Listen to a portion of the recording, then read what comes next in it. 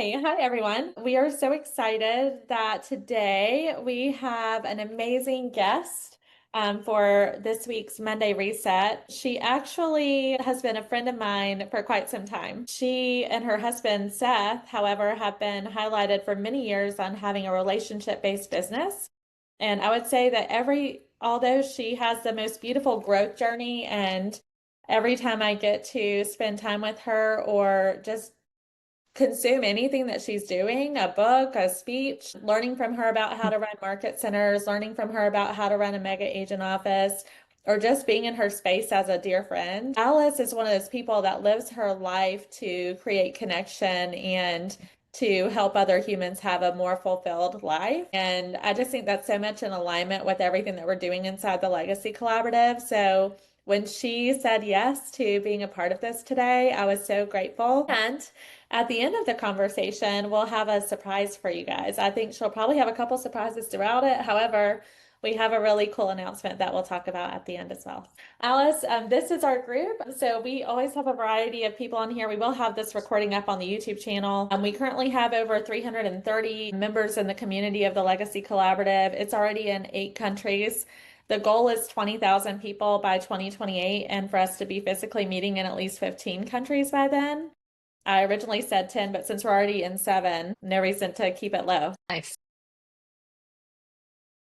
What's really cool about it is we have a morning huddle on Mondays to set the week up. We have this where we have really amazing content for people to go apply to their businesses right away. And then we have Winning Wednesday where we celebrate wins together. We meet in person for those who need it on Thursday mornings to lead generate together. And we're having our very first mid-year in-person event this upcoming Wednesday. And we're just going to continue to build that. So thank you for being a part of our call today. Oh, I'm honored. And I just want to be of as much service and value to you guys as I possibly can. Well, you are always that way. Okay. So can you tell us a little bit about your journey and life before real estate? My gosh, that feels like so long ago. So let's see, got into real estate in 2005. Prior to real estate, my husband and I, we met in college thinking we were going into full-time church ministry because all we knew was, well, if you grew up in the church and you love God, then you work in the church. We didn't know about the people that actually made money and supported the church. And so we just didn't know any better. We were 21 and 22 when we got married. And then we just started, he started taking some business classes and he was good at it. And he took another one and another one and another one and went and sat for his CPA. And then I got interested in what he was doing and I went and took like an H&R block tax class. And we were just always consummate learners. We just, we were introduced to Rich Dad Poor Dad really young and started, like, well, what is this real estate thing? We bought our first house, then we bought one down the block when we lived out in Chicago. And then our first daughter was born and she was born at 29 weeks and she's healthy now. She's 22 years old now. But at the time we're sitting there in Chicago and wondering like, why are we here? Like my family's not here, your family's not here. I'm from Baltimore, he's from Montana. And it's like, what are we doing here? So we moved out to Baltimore and the idea was to make life easier and to work in the family business. I worked in the family business for 3 weeks and I realized I can now work with my family. This is terrible. Which is when people were like, hey, you should go get your real estate license. You'd be good at that. And so I went and got my real estate license and thought I would just, try out real estate. And what you realize quickly is that real estate tries us out. It's not something we try out. And 2005, got into real estate in Baltimore where I didn't really know anybody, even though I was from there. I'd been gone for so long that the only people I knew were like the parents of the people I went to high school with and they weren't going to buy or sell with me, right? So this wasn't like I walked in and like everybody knew who I was and was like super happy to see me. And if you remember 2005, for people that had been in real estate, fish were jumping in the boats. This is when you were getting the 100% loans, the ninja loans, no income, no job or assets. You were getting those kinds of loans. People that were, working at McDonald's were buying $800,000 houses because nothing was documented. But for me, that wasn't the case. I didn't have any of those people. It was, I was starting from scratch. And I actually got started in coaching a month before I got my real estate license. And that was just chance of like talking to somebody that said like, hey, if you're thinking about real estate as a career, you should actually, you should get a coach. And so I got a coach February 2005, affiliated with Remax in April 2005. And the reason that that felt important was that it was April 29th. It was right before Remax went from 100% to 95%. But that was important because I really saw it as a business. I saw it as a career. And I was pregnant with my second child. So I wasn't like going to be running out selling houses right away. I knew I was about to have another baby. But I saw the long term, like 5% over the course of your career is a lot of money. And so I saw it as a career right from the beginning. And I saw it as making investments right from the beginning. So invested in coaching, invested because you can't get in, you can't go buy a business for nothing. There's large sums of money that you pay, but we don't usually think of real estate that way, is like, what am I coming into it with to invest in myself? And the cool thing is I get to take that wherever I go, whatever investments I make. I'm not investing in brick and mortar. I'm not investing in like inventory. So my first full year in real estate, I sold 19 houses. 18 of them were buyers. And I wasn't sure why I was tired. But when I started telling people 18 were buyers, they're like, that's why you were tired. You were running Um, around. What was the average number of houses you had to show a buyer at that point in your business? I don't, there weren't any houses, there were barely any houses on the market. So it actually wasn't very many. You were just lucky to get in. And you were lucky if you got there and the key was still in the key box, because usually an agent had stolen it so that Okay. nobody else could go in and see the house. It was that kind of a thing. So here I Amazing. am running around like super pregnant, like showing houses and stuff. But, so I hired an assistant 6 months in just to do some of the, the paperwork stuff. And that was really thanks to my husband. My mindset was not there, but he's like, treat this like a business. And so he was helping me build it from the back end. So it went from 19 units to 29 units to 30 to 49 to 50 to 63 to 78 and 3 years in, he joined me. He left being a CPA. He went into lending, and then 3 years in, he came onto the real estate side with me. And we then came to KW in 2012. We were a mega agent office, super happy, loved it. Then they were like, hey, you guys should launch an office.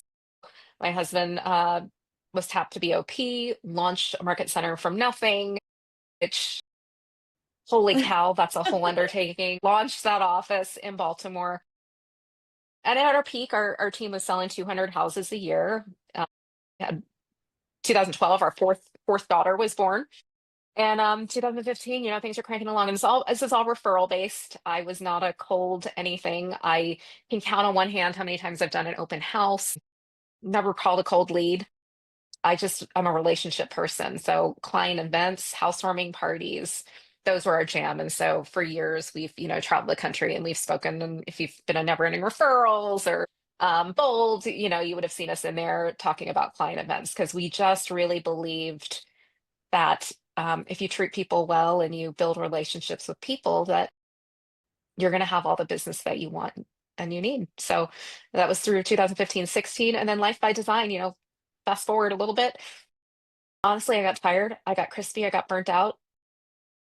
And I knew I wanted to write a book. I knew that there were so many other things that I wanted to do, and I just didn't see a path to all of it. But before I could figure it out, my body kind of stopped me and said, you're done.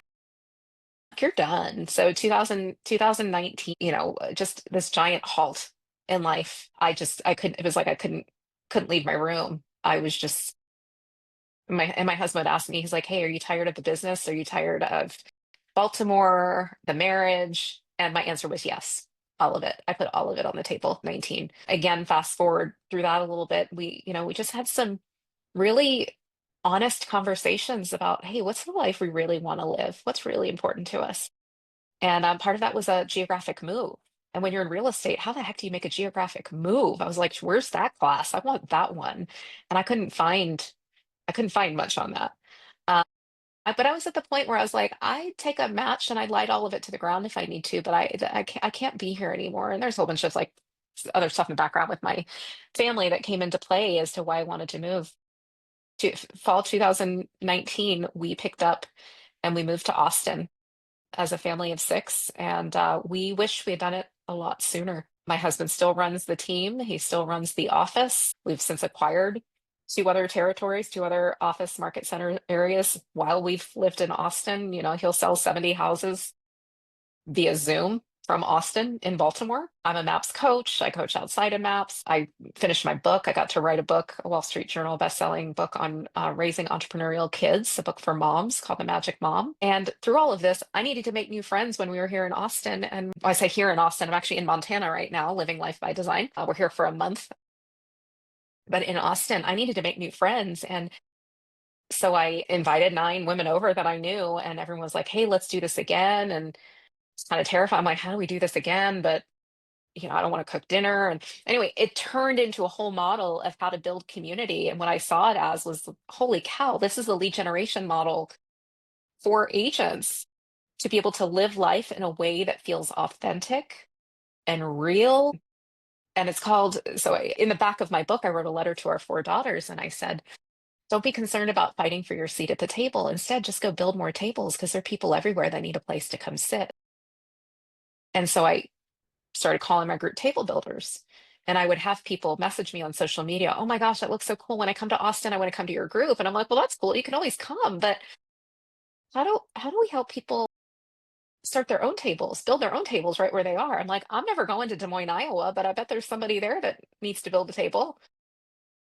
I'm not coming to Orlando, but I bet there's somebody there. So about a year ago, James Shaw called me and said, like, hey, will you come do a keynote at my big event in Orlando? I went and spoke there, and since the beginning of this year, I've coached 50, 60 people through starting their own tables, starting their own groups out of existing database where you actually don't even ever talk about real estate at all, but you get to be authentically you.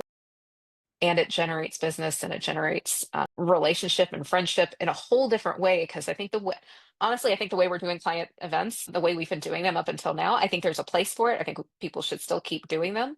But I do think client events are broken because they all feel like a wedding, and we're the only one that knows everyone that comes. But what if we gave our clients something bigger and better? We've only ever seen transactional agents and relational agents. I think most agents, if you're on this call, you're a relational agent. You're not here because Yes, they are. you care about the number. You care about just, churning out numbers. You're relational. But there is this whole other level that we're just starting to talk about, which is transformational. How do we take the people in our database and connect them to one another? How do we give them friendship? How do we give them all of this cool stuff? Like you being on this call with Sandra every week, it's like you're learning so much. How do you get that to them? Make their lives better through all of these things that you have that you've been tapped into. And in the process, you become a master of the information because now you're helping other people get it.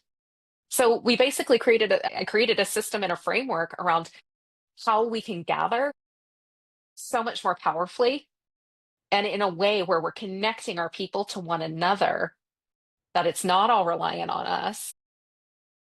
And we're giving them something far more valuable than a pie, than a free movie, than a face painter. We're giving them something far more valuable. And we're changing lives as a result. There's so many things that I would like to go back and ask more, and I know that you could continue talking because of how passionate you are about this. And what I love the most is you probably don't know, you wouldn't know this because it was after I was in Maryland and when we first met in person, but I've had several conversations with many leaders in the company of how do we make sure that we continue to be transformational instead of transactional. And at the Mhm. foundational level, when we started building the Legacy Collaborative, that was such a huge part of it. And I know that you show up that way. I've been to your house. I'm so grateful Mhm. that you just have always been such a great friend and coach, and watched your coaching journey and how many people that you've helped and have even sent people to you to coach with you before. But I just think about from the very beginning of building your business, when you treated it like a business, what did that look like for Mhm. you in the baby stages? Because I Mhm. know you're going to dive into more around like what does that look like now? But for people that are on all different parts of their journey in their business, what did that look like in the beginning? You have to make a decision. Is this a job or is this a business? It could be a really great job that you get into and you work for a bunch of years, you make some money, and you go throw it at others, you throw it into other investments, you throw it into other things that make you money. I didn't want to be I didn't want to be a salesperson my entire life. So the first shift is a mindset shift. And I say shift, it's really just a decision. I wanted to be a business owner and to be, I'm not the kind of person that was naturally inclined that way. That came honestly because of my husband, who was like in my ear. He was the one reading all the books. He was reading, well, he was the one that he reads all of them first and then tells me which ones to read for kids, right? So Rich Dad Poor Dad, The E-Myth. We didn't discover Gary's book until like 2011. Like we've been in real estate 5, 6 years before anybody ever showed us the rep book. I felt like people lied to me. I'm like, what?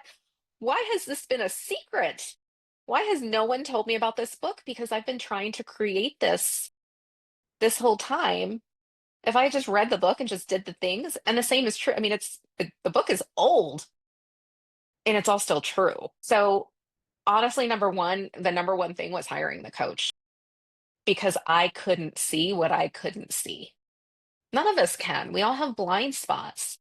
So hiring somebody else to tell you the truth, I think is the first big decision. And it saved me years. It's the biggest hack is to hire a coach. And it's, I mean, you have a business partner in your business that already has gone before you, and that's a partner at that point. Mhm. I love that I didn't know that about Seth, that he was the one that started studying all the business. That's so cool to hear Yeah. that as part of your journey. So after you hired a coach, what did your Mhm. relationship building look like? You said that you had, you were from there when you were building your business, but you didn't Yeah. necessarily have the relationships for you to build this Mhm. yet. So what did it look Yeah. like for you?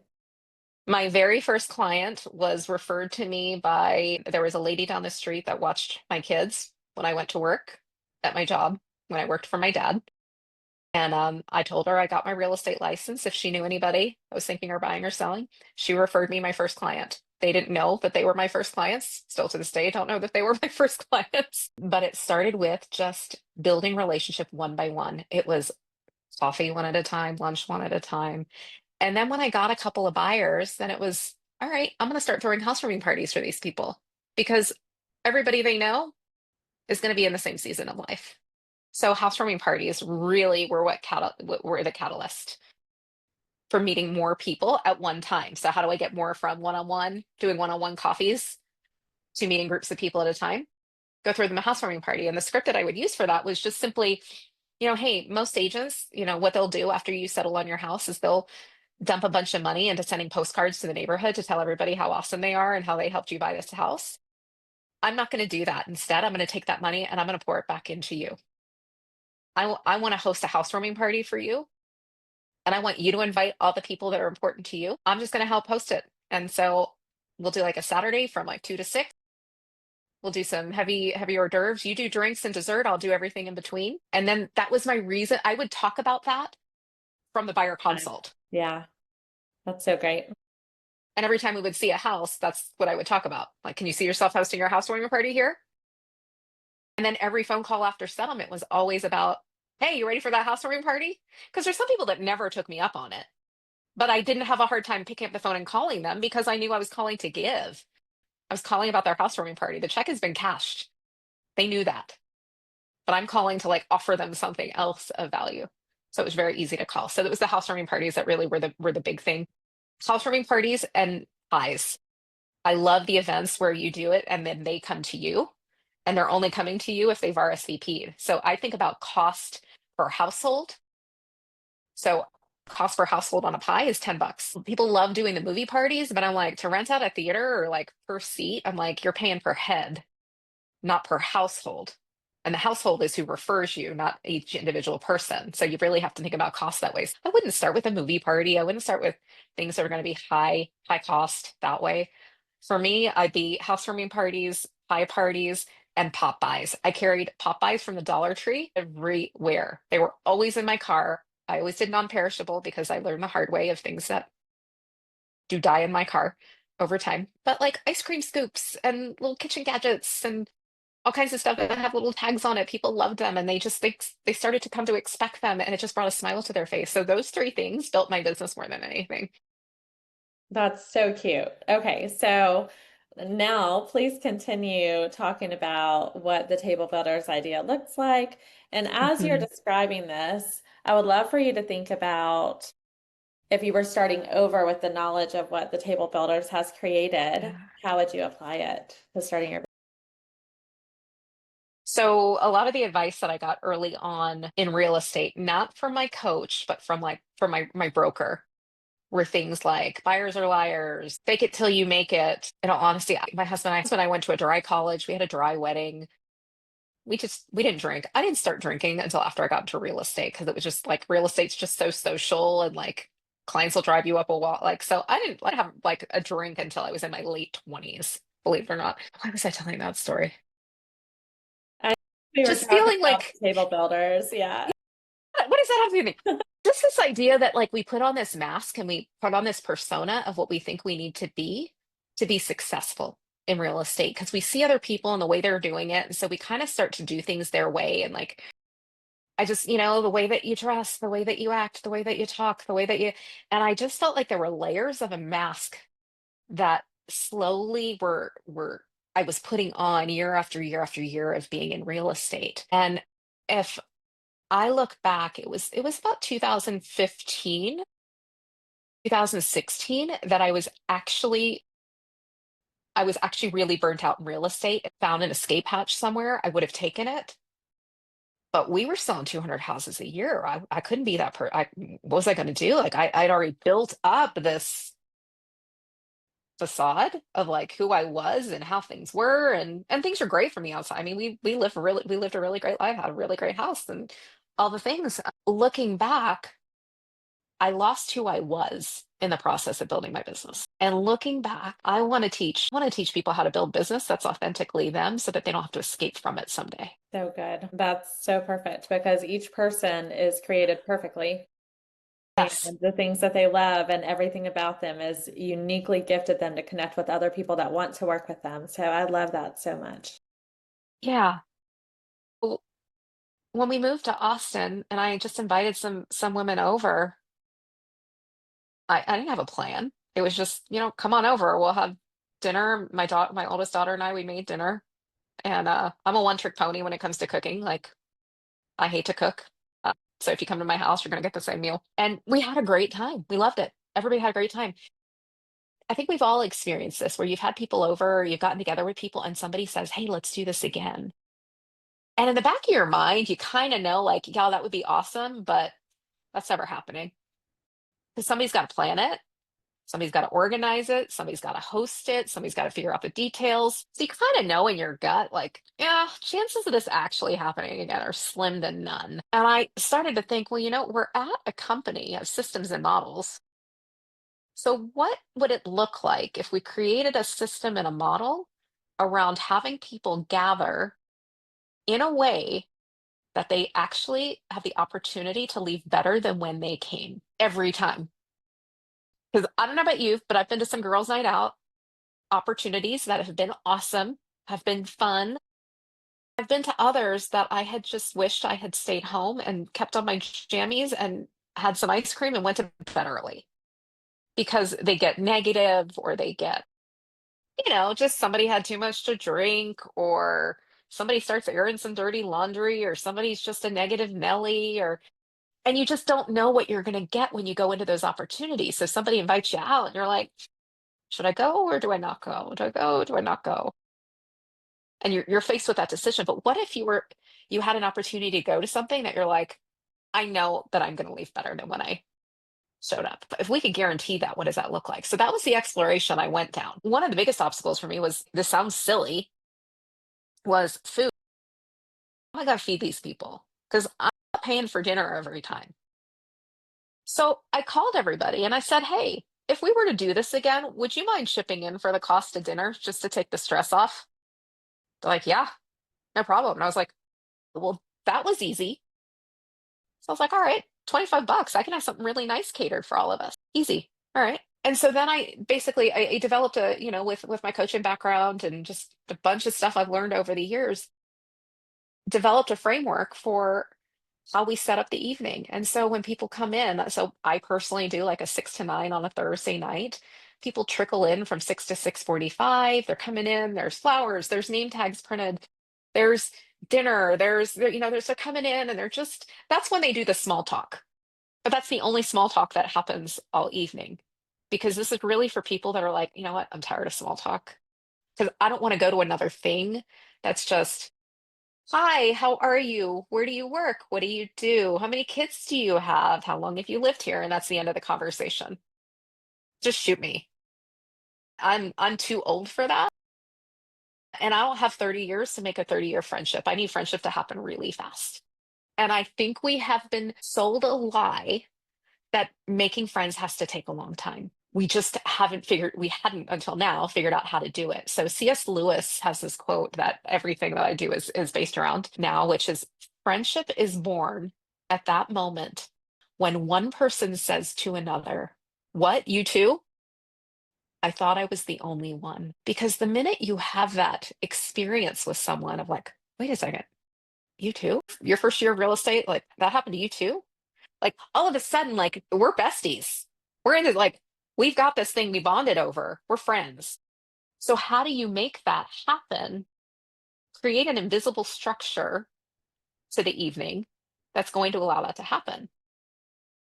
So I developed this framework where I get to share a story that, I've got a process of how you come up with a story and what you share and how you share it. I get up there and I share a story. And then I give a couple reflective questions. People sit there with journals, piece of paper. They just jot down some things, have a process by which they'll break into a small group. I'll give them instructions on what they're going to share what they might share in their small groups every time. And then they come back to the big group 20, 25 to 30 minutes later to come back to the big group. Every time people are like, how did you know that I was supposed to be in a group with that person? How did you? The stories that come out of this because of the connection that happens so fast, you just wouldn't believe it. I'll give you a couple stories because I want you to feel the impact of this. There was a market center in Minneapolis that brought me out there to host an event for them, to a speaking thing. And the night before, they usually take the speaker out to dinner. I said, don't take me out to dinner. Here's what I want to do instead. I want to do one of these gatherings. So invite whoever you want to invite. And so there was like 23, 24 agents from this market center that came. And I ran them through this event and I ran them through this table builders experience. And what I said to them, well, it was called a celebrate ask give exercise. And one of the women, they're sharing and they're having a good time and they're in the big group and they're sharing. And this woman says, it gets quiet. Remember, these are all agents. And she says, hey, can I ask for something? Ask for whatever you'd like. She said, I'm wondering if there's somebody here that would teach me how to drive. I said, how many houses did you sell last year? Because I knew her I knew of her. She said 107. How'd you sell 107 houses last year and you don't know how to drive? She said Uber and Lyft. Okay, so rewind. And of course, like three or four people's hands went up and they were all like, I'll help you. I'll teach you.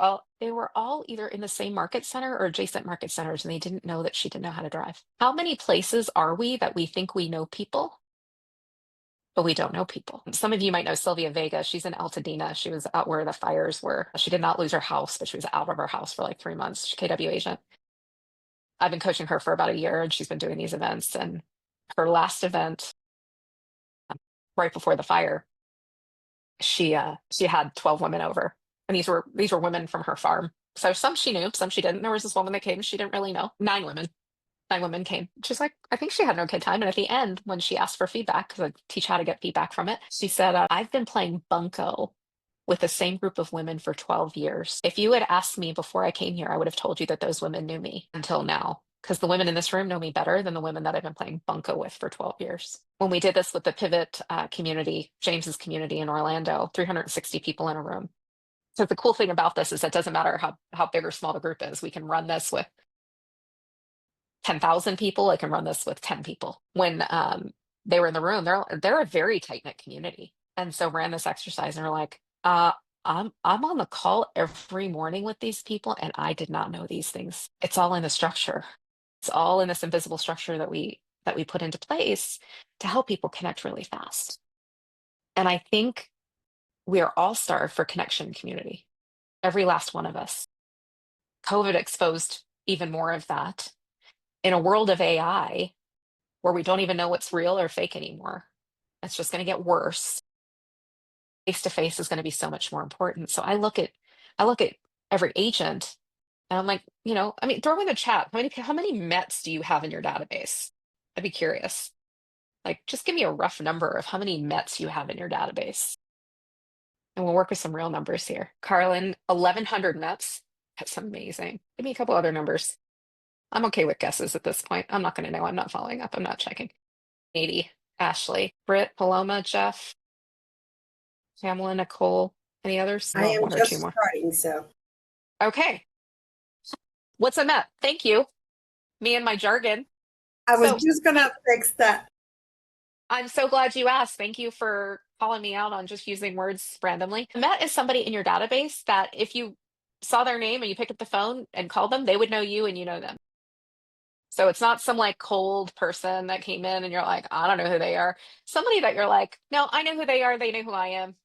Might not be super close. But Paloma, so if you're just getting started, I mean, one of the first, exercises you go through is like you want at least 200 people. You just want to write like what's your wedding list? If you were throwing a party tomorrow and you're having your wedding, like who would we invite? That's the 200 people I'd be writing down. So I'm going to use 200 as like most people, if they've lived in any place for more than 6 months, really you probably have met more than 200 people, even if we're even counting like, the barista at Starbucks and you know their first name, like you know them, they know you. I'm gonna cut that number in half for a second. So I'm gonna say 100. So take 200 in the database. I'm gonna cut it in half. And the reason I'm cutting it in half is for me, my events, I do my events with just women. Does this have to be just women? Not at all. Coached men through this. I've coached women that have hosted events with men and women. So I'm just going to cut it in half and say, okay, 100 women in your database. Do those 100 women know each other? Answer that I usually get is no. People in my database don't know each other. Well, what if that was the starting point of who you invite? And you do this event where they're paying to come, they're paying 25 bucks, because something magical happens when there's a cost to it. They show up. And as real estate agents, we're so used to just paying for everything. We're like buying friendship here left and right. Like, please come to my movie party, come for my free pie, come for my free backyard barbecue. Please come, come, come. And we diminish our own value. I'm not saying that you have to charge for every event, but I'm saying this one is kind of priceless because you're offering transformation. You're not offering a pie. You're offering an opportunity for their life to be changed for the better. Because most people haven't picked up a book or a journal since they left school. Most people aren't taking time on a daily basis to reflect. They're not on a Zoom call like this thinking about how they can be better. You guys are the 1% of the 1% that are thinking about how to improve. But what if you just took a little piece of that and brought it to them? They feel inspired by something. They make a new friend. My favorite stories that come out of all of these table builders events is when I hear that, oh my gosh, I just got together for coffee with three of the other people I met at your event last month. Thank you so much. I made a new friend. Cool. I didn't even have to go. But you know who they talked about? They talked about me. Because without me hosting the event, they all wouldn't be friends. So what an opportunity to leverage your time and your energy and doing these events where they come, they pay. If they don't show up, you're not out anything. But I guarantee you they're going to show up because when 5:30 rolls around and they're like, I don't want to go, they're like, oh, but I paid for dinner. I might as well go and at least eat dinner. They'll go. And it'll feel like the gym, right? It's like going to the gym. You're like, I don't want to go, but I feel better after I go. But even knowing that, I still don't want to go. And I'm like, oh, I'm so glad I came. I almost didn't come. I can't believe I almost didn't come. It's accountability. Accountability works on all different levels. So I've got a million more stories. If you want me to share stories, or I'll take questions, or however you want to do it.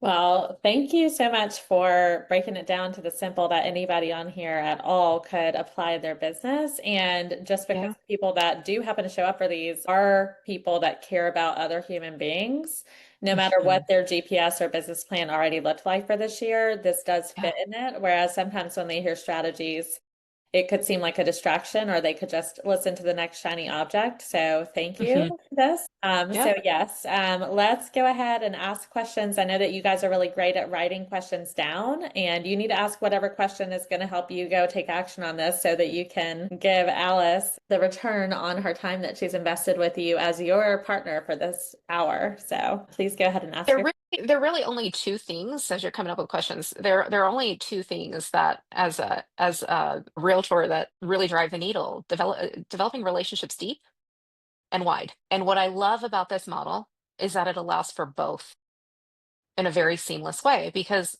when we're talking about, I mean, last month, one of the things that we talked about was the number one regret of the dying, how to live a life authentically that is authentic and true to yourself. And we had questions framed around that. And so when you're talking about that with people, yeah, you're going really deep. And at the end, I always ask them, like, hey, do you know anybody that would have enjoyed being here that wasn't with us, that wasn't here tonight? Inevitably, right? People are like, oh my gosh, my friend, my person I work with, this person, they're all like, hey, will you please invite them to the next one? Will you like they're throwing contact information at me. So here my database is going wide. I didn't have to work at all to get that. And the group gets better. The group gets better the more it grows. Because how many of you have had the experience where you're a part of a group and people are like, oh, but let's keep it small. Let's just keep it the way it is because I don't want it to change. That is the beginning of death of any group, is when you don't grow it.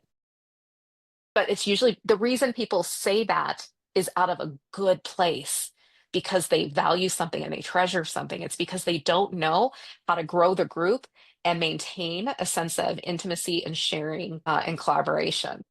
I feel like we figured that out. Hey, good to see you. Good to see you. I had a quick question. So I know that you have relocated and, started over a couple of times in your career.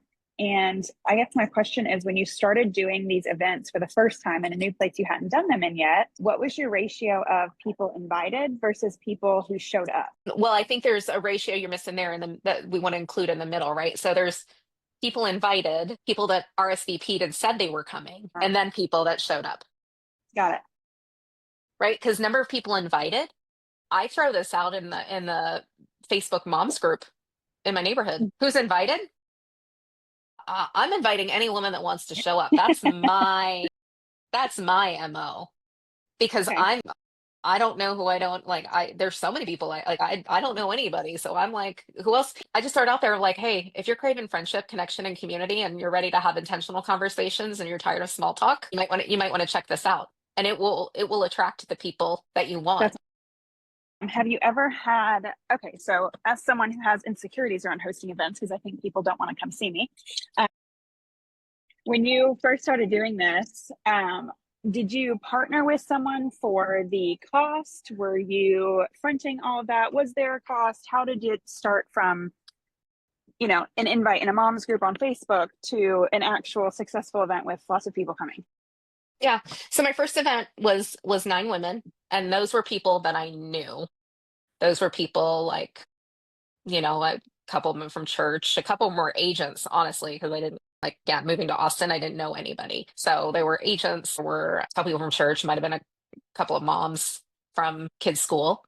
So that first one was the only one where I had an expense, and that was the cost of dinner. So that was some salmon and some quinoa and a bottle of wine. That was my expense for the first one. And after that, like I had no intention of doing this again. That was just I just want to get some women together because I'm starving for community and connection. And it was at that event where people were like, we got to do this again. And that's where my stomach just dropped. And I'm like, I don't know how to do this. This was a lot of work. But that first obstacle was the food. I had a space to host them. That wasn't my problem. I just didn't know, like, how was I going to do food? So that was the first thing I went and solved for. Was I called everybody and I said, hey, if we were to do that again, would you be interested in chip? What can you get for $25 anymore if you go out to a restaurant? Nothing like Nothing. the amazing taco bar that you have at your house. Nothing. You can't get anything. But if I host it at my house and I cater in Chipotle or Cava, it's really nice. Honestly, people just want to feel taken care of. So for them to pay $25 and to walk into an environment that's warm and welcoming, they didn't have to do a blasted thing. they're so willing, like they will give you their money before they will. That's easy. And once they pay the money, they're coming. They're coming because they're invested. Because I think so many times we do events and we're like, but they RSVP and they said they were coming and they didn't come. And like, we're all ticked off that they didn't come. Like, well, they didn't have any skin in the game. Why would they come? So is $25 for an event something that you have systematized that works for you, or has the cost gone up over time? What is a price that's too small that people won't show up, and what's a price that's too much that people also won't? 25 was arbitrary for me. I knew I could do, I could do a nice meal and have money for my supplies that I needed for the activities that we run. So 25 is what I recommend. I have people that charge in my coaching group that charge 20.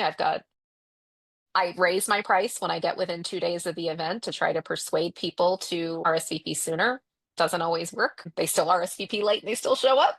Um, yeah, that's one of those details that will you will get hung up on that and not host an event. So pick something and just go. Love that. I have a question. I naturally love to host events. Like I host a women's Bible study in my home on Tuesday evenings and different things like that. And people literally know me for hosting Bible study in my home. So Yep. that's been a really cool thing in our area. And I love hosting events with people that I love, but I also love the idea of going into like a Facebook group and just opening it up to everyone because I'm a more the merrier kind of person. Totally. Do you typically host these in your home? Like, how does that work? Like, as far as, I'm being really weird about like putting my address out there and that kind of stuff. How do you handle that? Like, Yeah. Kind of person that, yeah, well, yes, I host it at my house. We've got some great space for it.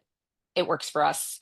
There are plenty of people for whom that is either not an option or they just like that doesn't sound like fun for them. So one is if you fall in that camp of like, I would never have all these people in my house. You know what? You've got a whole database of people, a lot of them that have nice houses that never use them. Call one of them. Hey, can I host an event at your house? You don't have to do anything.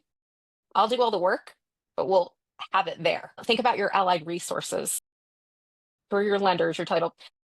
They're happy to give you their house to use for something like this. I do believe that if you can do it in a house over an office, it's much warmer and it's much easier. So I'm a big proponent that way. Do I have some people that host these table builders events at their office? Yes, it's totally fine. In terms of address and stuff, this is where you're going to have to use your discretion at it. The way that I do it is they don't get the address until after they've RSVP'd. So I've got information on them. okay. That makes sense. Yeah. Cause I did host an event back in January and I got some feedback from some people like for the Facebook group or the event that I did. And they were like, hey, be careful about putting your address on things. Yeah. They were like, you should probably go do this in a public place since you're not going to know many people there. And so like I took that advice and ran with it. But looking back at the group that came, it would have been a lot more intimate had we continued to Had do it been it. at your house. Yeah, absolutely. So Ashley, since you brought up faith, like just remember like the background of my story was I thought we were going into full-time ministry. So for me, this is very much similar models to how the church runs, but just using some of that in a bigger setting. Now, I've also taken this into my church because I think the church really has a messed up view of like not growing the groups and like keeping them small and not helping people connect on a deep level very quickly.